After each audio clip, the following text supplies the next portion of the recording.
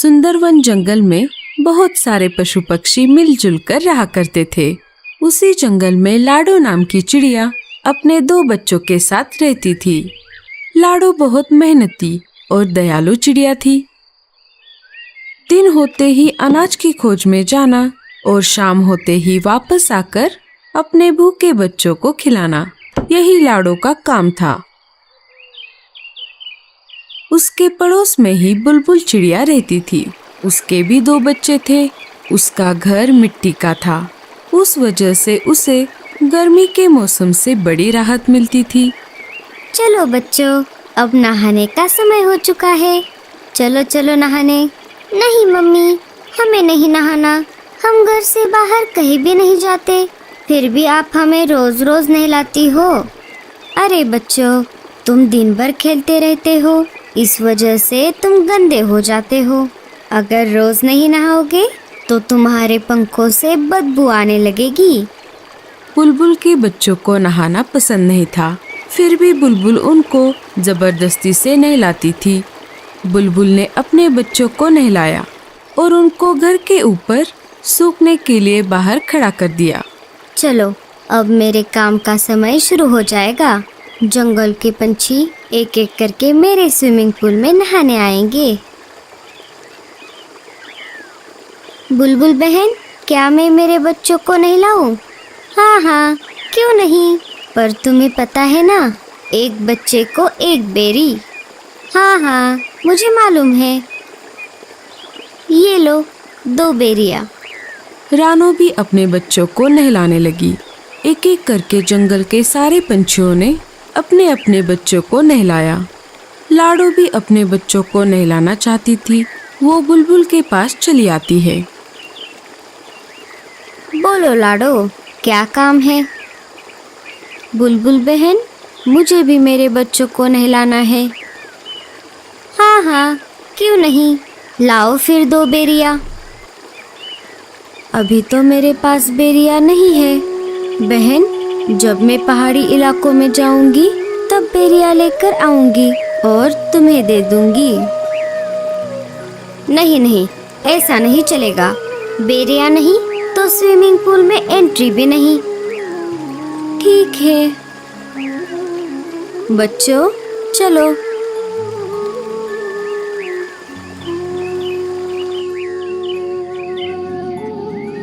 माँ, हमें भी बुलबुल आंटी के स्विमिंग पूल में नहाना है। लाडो ने बच्चों को समझाते हुए कहा। नहीं बच्चों, हम नहाने के लिए नदी में जाएंगे, वहाँ का पानी साफ सुथरा है। लाडो अपने बच्चों को स्विमिंग पूल में नहलाना चाहती थी। बेचारी लाडो कर भी क्या सकती थी। बेरियों का पेड़ ऊंचे पहाड़ी पर था और लाडो अपने बच्चों को अकेला घर पर छोड़कर उतनी दूर नहीं जाना चाहती थी। वो अपने बच्चों को लेकर नदी पर आ जाती है और एक एक करके उनको नदी के पानी में नहलाती है।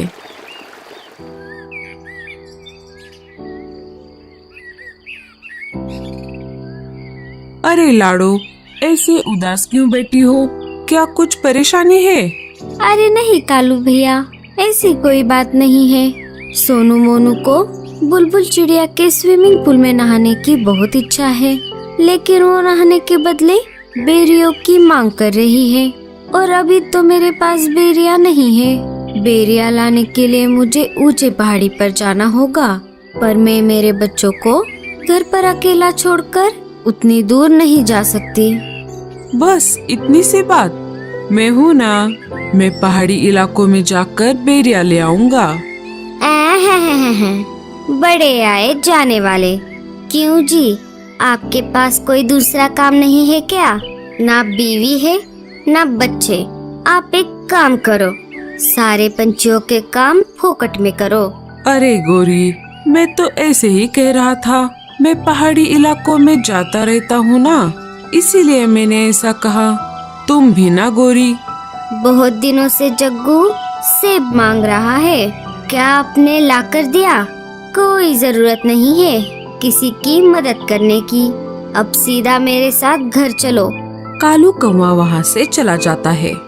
मम्मी, मुझे भी स्विमिंग पूल में नहाना है।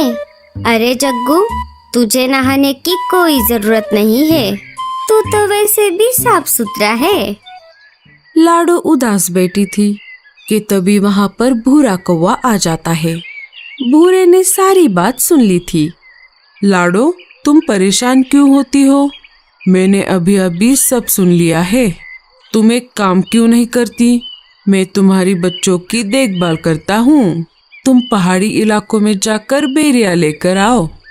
लाडो को भूरे पर बिल्कुल भी भरोसा नहीं था, लेकिन उसे बच्चों को स्विमिंग पूल में नहलाना भी था।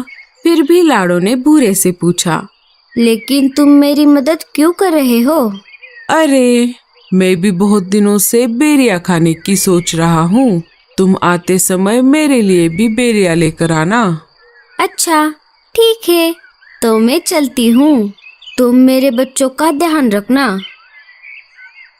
लाडो बेरिया लाने के लिए पहाड़ी इलाकों की ओर चल पड़ती है। अरे वाह, ये तो बहुत अच्छा हुआ। मुझे पता चला है पहाड़ी इलाकों से हमारी जंगल की ओर तेज तूफान आ रहा है।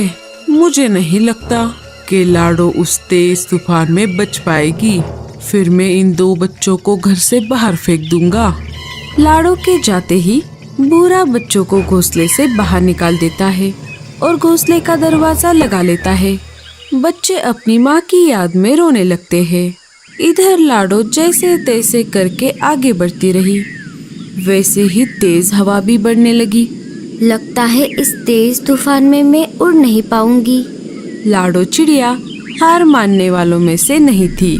बड़ी कठिनाइयों का सामना करते हुए वो आगे बढ़ती रही। तभी उसके सामने से मीनू मौसी उड़ते हुए आ जाती है। अरे लाडो, ये क्या कर रही हो? चलो वापस। बारिश के साथ साथ बहुत बड़ा तूफान भी आने वाला है। अच्छा, ठीक है मौसी। वो दोनों वापस जंगल में आ जाती है। लाडो, बहुत तेज बारिश शुरू हो गई है। तुम एक काम करो, बारिश रुकने तक मेरे घर में रुक जाओ। बारिश थमते ही चली जाना। दोनों मीनू मौसी के घोंसले के अंदर चली जाती है। बारिश अपने जोरों पर थी। मेरे बच्चे ठीक तो होंगे ना? इधर बेचारे बच्चे तेज बारिश में भीग रहे थे।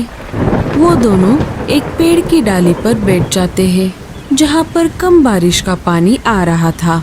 तभी उनको उस पेड़ के तने से आवाज आती है, बच्चों इधर आओ। बच्चे अंदर चले जाते हैं।